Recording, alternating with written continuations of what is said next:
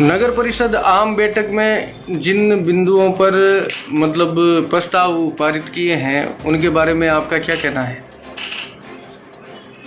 नगर परिषद की आज आम बैठक थी, उसमें कई पार्षद जो मीटिंग अटेंड करके आए उनसे बातचीत हुई।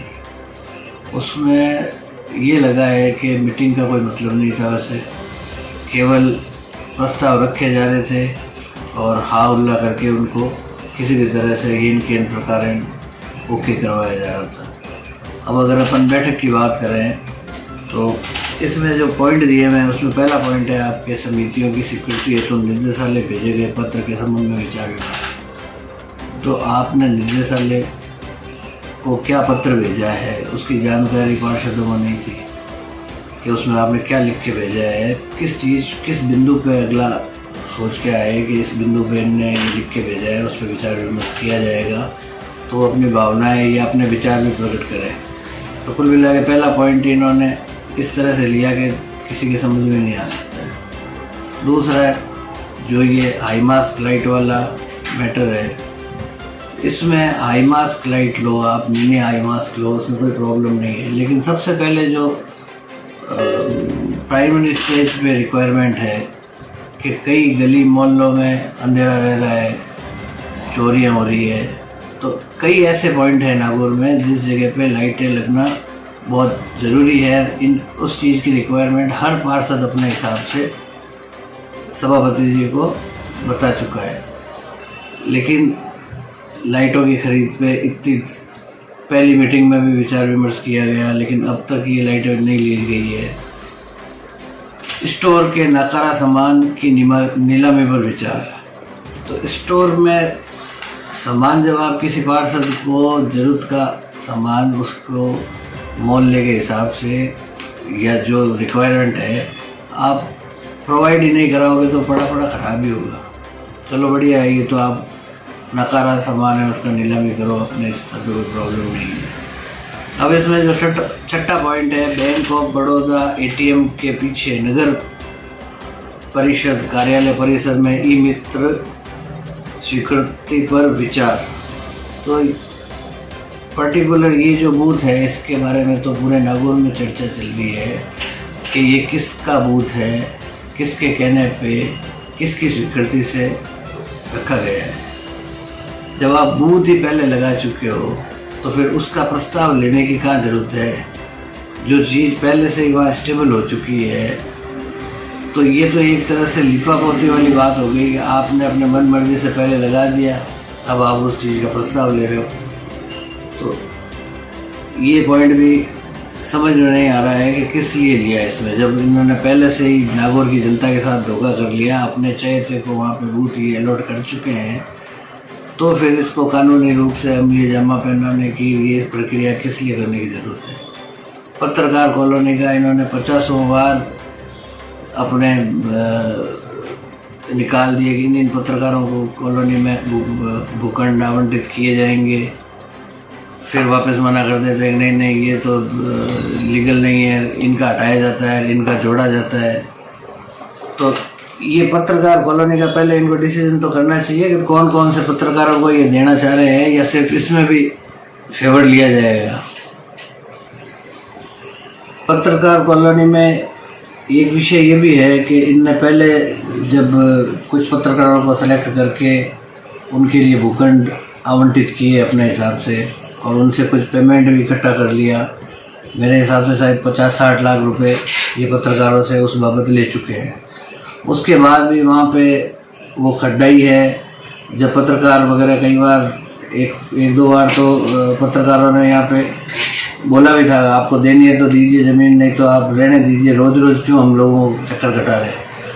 तो जब भी वो पैसा जमा करा चुके हैं तो उस 50-60 लाख को ये उस खड्डे को मिट्टी डलवाने में ही काम में ले लेते वो पेमेंट, लेकिन बार बार बजट का हवाला दिया जाता है, वो पेमेंट हो सकता है इन्होंने किसी दूसरे हेड में काम ले लिया हो। तो मेरा कहना ये है कि पत्रकारों के साथ छलावा नहीं किया जाए। अगर उनके नाम से आप देनी चाह रहे हैं, पत्रकार कॉलोनी उसका नाम रखा है, तो आप कम से कम जो लीगल उसका लेने वाला है या जो आपको लगता है कि हाँ ये पत्रकार उसका रजिस्ट्रेशन हुआ होता है तो उस हिसाब से आप उसको अलॉट कीजिए। जैसे कि परनी जी आपने बताया कि जो मतलब जो ई मित्र के लिए जो ढाबा अंदर लगाया गया है उस प्रक्रिया में लोगों को बताया नहीं गया, पहले से मतलब ढाबा रख दिया फिर प्रस्ताव में लिया। वैसे ही लॉकडाउन के अंदर भी कुछ आरोप लगे थे कि गुपचुप तरीके से लॉकडाउन के नियमों को तोड़कर एक टेंडर किया जा रहा था, उसके बारे में आपका क्या कहना है? टेंडर का तो भैया जी भगवान ही मालिक है, जिसको ये चाहते हैं उसको ये टेंडर देते हैं, जिसको नहीं चाहते उसको ये टेंडर फार्म भी नहीं देते। अभी पिछले महीने की बात है, इनने लॉकडाउन के हिसाब से गुपचुप तरीके से जब भी कोई भी टेंडर हो तो उसकी आम सूचना निकलनी चाहिए। जो बड़े अखबार है जिनकी प्रतियां रोज़ आम डिस्ट्रीब्यूट होती है उन पेपर्स में देना चाहिए, देते नहीं हैं। ये किसी भी छोटे मोटे पाक शेक या ये दैनिक वाला कोई भी पेपर होगा, मैं आपको नहीं बता सकता किस में देते हैं, उसमें देके उसकी इसकी पूर्ति कर लेते हैं कि हाँ हमने पेपर में दे दिया, अपने कानूनी रूप से सही है। लेकिन और उसके बाद भी अगर किसी को मालूम चल जाता है कि इस तरह के टेंडर निकले हुए हैं और वो टेंडर फार्म लेने जाता है तो उसको साफ मना कर दिया जाता है कि टेंडर फार्म नहीं मिलेगा। ये आपके मई की बात है, उस टाइम मैं आपको 3-4 टेंट वालों से मिला दूंगा जो चाह रहे थे कि हमको टेंडर फार्म दिया जाए। वो चक्कर काट रहे हैं नगर परिषद के, लेकिन उनको टेंडर फार्म नहीं दे रहे हैं। अगर आप उनसे बात करो पीए साहब से, सभापति जी के, तो वो कहते हैं साहब मैं नहीं दूंगा, स्टोर वाले देंगे। स्टोर वाले कहते हैं कि एएन साहब देंगे, एएन साहब गए हुए हैं। जबकि मेरी एएन साहब से बात हुई, एएन साहब ने कहा मैं नहीं दूंगा, ये आपको उधर प्रशासकीय कार्यालय में से ही मिलेगा। बोली चला रहे हैं टेंडर देने में, ये कानूनी रूप से तो सही नहीं है, बाकी गॉड नोस। टेंडर के हिसाब से आपने जो बताया है कि जैसे मतलब सफाई है और नाला सफाई है, सफाई कर्मचारियों का है, टिप्पर का है, तो लगातार वर्षों से एक ये जो ठेकेदार पूर्व में कार्य करते आ रहे हैं उनको बार बार ठेका रिन्यूअल किया जा रहा है, जबकि इस प्रक्रिया में पार्षद आवाज़ नहीं उठाते या फिर उनकी आवाज़ दबा दी जाती है और इन्हीं ठेकेदारों से कार्य करवाया जाता है। तो सर आप मेरे किया हुआ क्वेश्चन ही वापस मेरे से कर रहे हो, जब मैं कह रहा हूँ कि ये किसी को टेंडर फार्म ही नहीं देते अपने चहेतों के अलावा, तो कोई कैसे टेंडर ले पाएगा। कुछ टाइम पहले ये जो टिप्पर घोटाला था बड़ा चर्चित हुआ था और आज उस पर कोई सवाल नहीं खड़े हो रहे हैं। जिन जनप्रतिनिधियों ने आवाज़ उठाई थी वो भी उनका बारे में कुछ नहीं बोल पा रहे हैं। तो ये क्या मामला था और क्या हुआ? ये सीधा सा मामला ये था कि कुछ टैक्स यहाँ इन लोगों ने, ठेकेदारों ने अपने घर पे ले जाके रख दी और उसका सारा बिल, पेट्रोल डीजल का कह सकते हो आप, रिपेयरिंग का कह सकते हो, उस पे जो कर्मचारी लगे हुए हैं उनका कह सकते हो, उन सब का बिल लोगों ने उठाया और उसका धोखा नागौर के पब्लिक को दिया कि जो सफाई होनी चाहिए थी वो सफाई नहीं हुई और उनका बिल भी उठ गया। आज क्या व्यवस्था है?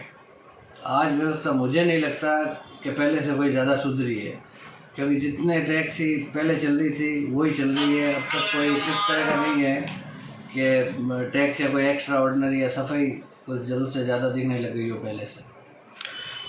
चलो चलते हैं। अब लगातार काफ़ी मतलब लॉकडाउन के बाद से ही और लॉकडाउन से पहले से ही पब्लिक पानी की मांग कर रही है और पानी के मुद्दे पर परिषद अभी तक सप्लाई करने में सुचारू व्यवस्था चालू नहीं कर पाई, तो इसके बारे में आप क्या कहना चाहेंगे? इसके बारे में तो क्या कहें क्या नहीं कहें सर, मतलब अमृत और पुराना पाइप, अमृत और पुराना पाइप, इसके अंदर उलझा के रख दिया पूरे नागौर को। दुनिया को ये आस थी, नागौर वासियों को ये आस थी कि जब नहरबंदी ख़त्म हो जाएगी तो पानी की व्यवस्था सुधर जाएगी। इसी आस में लोगों ने 1-1.5 महीना निकाला, लेकिन आज मेरा तो ये मानना है कि नहरबंदी खुल जाने के बाद ज़्यादा प्रॉब्लम हुई है पूरे नागौर में पानी की, और उसका कारण यही है कि आधी जगह इन्होंने अमृत की लाइन जोड़ दी, आधी जगह नहीं जोड़ी। आज इवन कोई लीकेज भी होता है तो अमृत वाले कहते हैं कि ये हमारा नहीं, नगर परिषद का काम है। नगर परिषद वाले कहते थे नहीं नहीं वो नीला पाइप है इसलिए वो अमृत वालों का काम है। तो इस तरह से ये इसकी टोपी उसके सर, उसकी टोपी इसके सर करके चला रहे हैं। और पानी पीछे से नहर से अगर पूरा आ रहा है, ये 17 MD कभी 19 MD, हमको तो MD पता नहीं चलता, लेकिन बात ये है कि पानी जितना नागौर को मिलना चाहिए उतना पूरा मिल रहा है। सारा का सारा प्रॉब्लम आ रही है तो डिस्ट्रीब्यूशन में ही आ रही है। और आए दिन 10 पार्षद तो कम से कम या हो अल्लाह कर चुके हैं, पब्लिक को ला चुके हैं, लेकिन उसमें सुधार नहीं। तो कब होगा ये सुधार? जब पूरी गर्मी निकल जाएगी उसके बाद तो पानी की जरूरत भी नहीं रहेगी जनता को। वो टैंकर डलवाती रहेगी 800-800 रुपये में, 900 रुपये में। तो इस तरह से थोड़ी होगा, आप इसमें सुधार करें। पब्लिक का ये कहना है कि पानी की समस्या लेकर जाने पर जनप्रतिनिधि और अधिकारियों के सही जवाब तक उनको नहीं मिलते। इनके बारे में आप क्या कहोगे? अरे सर, तो जवाब तो तब देवें कि उनको इस चीज़, मैंने आपको बताया ना कि पहली बात तो इंजीन है नहीं, तो स्टाफ की कमी है। तो टेक्निकल आदमी ही इस समस्या को दूर कर सकता है। अब अगर अपन देखें कि इसमें आयुक्त साहब ही सारा काम कर दे हैं कि वही इंजीनियर बन जाए, वही है जो कहाँ से लाइन जुड़ी हुई है कहीं से, तो इस तरह से तो पॉसिबिलिटी है नहीं इस टाइप की। लेकिन जिम्मेदार व्यक्तियों को, जनता को जिम्मेवार तो व्यक्ति ज़्यादा से ज़्यादा कह सकते हैं ना अपन के भोड़ाउन दे सकता है कि आप ये करो, लेकिन जब अगले के पास आदमी नहीं हो तो वो भोड़ाउन किसको दे। बहुत बहुत धन्यवाद परने जी, आपने हमें समय दिया।